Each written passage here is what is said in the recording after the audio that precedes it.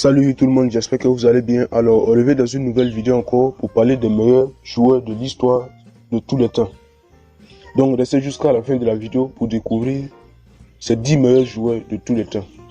Mais avant de commencer, likez la vidéo si elle vous plaît. Et si c'est votre première fois d'être là sur ma chaîne, n'oubliez pas de vous abonner et d'activer la cloche de notification pour ne pas manquer les prochaines vidéos. Merci. On commence.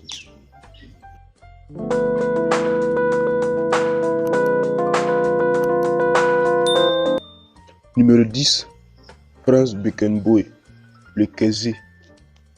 Le 10e de ce classement est peut-être le meilleur défenseur de tous les temps. 3 fois Ballon d'Or, chose exceptionnelle pour un défenseur. Vainqueur et finaliste de la Coupe du Monde en tant que joueur. Puis vainqueur et finaliste en tant qu'entraîneur. 3 fois vainqueur de la Coupe d'Europe des clubs champions. Franz Beckenbauer est une véritable légende. On ne le surnomme pas le Kessié pour rien. Numéro 9, Michel Platini, le métronome magnifique. Buteur, passeur, magnifique tireur de coups francs, capitaine charismatique. Michel Platini a marqué l'histoire du foot français, mais aussi du foot mondial, avec une même mise sur le Ballon d'Or au début des années 80. Il recevra le trophée en 1983, 1984 et 1985. Très marqué par le drame de Heysel, il arrête sa carrière relativement tôt, à l'âge de 32 ans. Un regret, il aurait mérité de gagner la Coupe du Monde en 1982. Numéro 8, Johan Cruyff, le maître du jeu. Le néerlandais au fameux numéro 14 a laissé une trace indélébile dans l'histoire du football.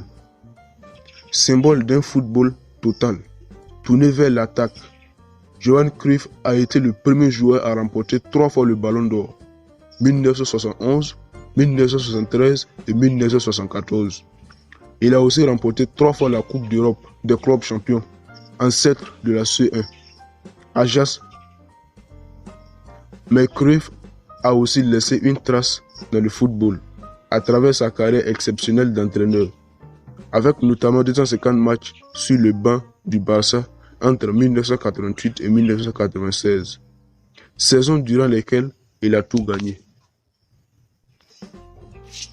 Numéro 7, Zinedine Zidane, le roi français. Une 7e place bien méritée pour le meilleur français de l'histoire. Coupe du Monde, Ligue des Champions, Ballon d'Or, a tout gagné dans sa longue carrière. Ses passements de jambes, sa vista exceptionnelle, sa technique hors du commun resteront comme des joyaux dans la mémoire collective du football.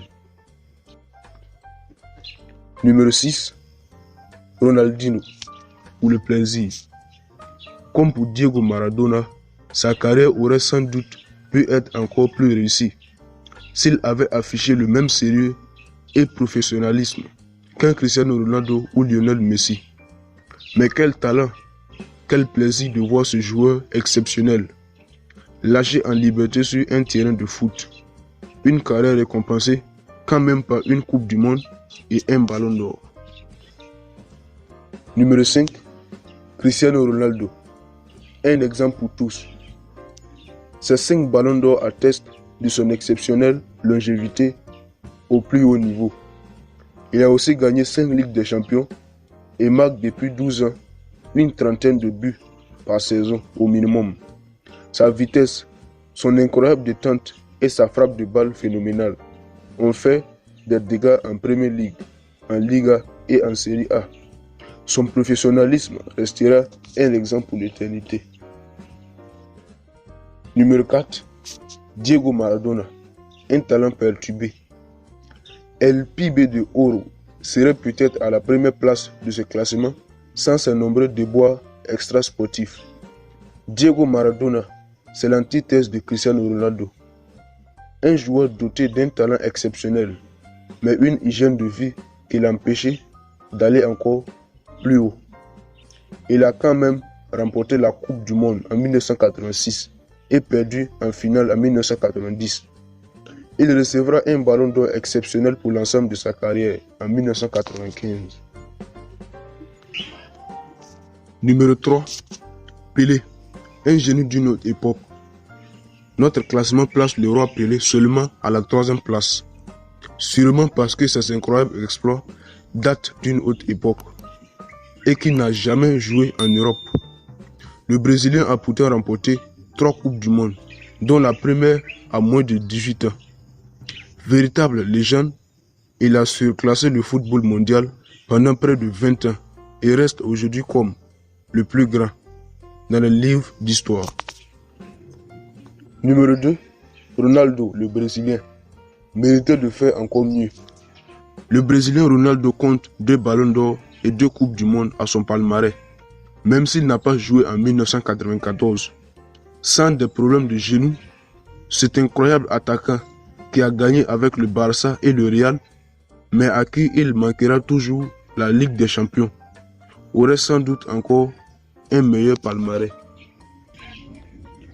Numéro 1, Lionel Messi, unique et inégalable.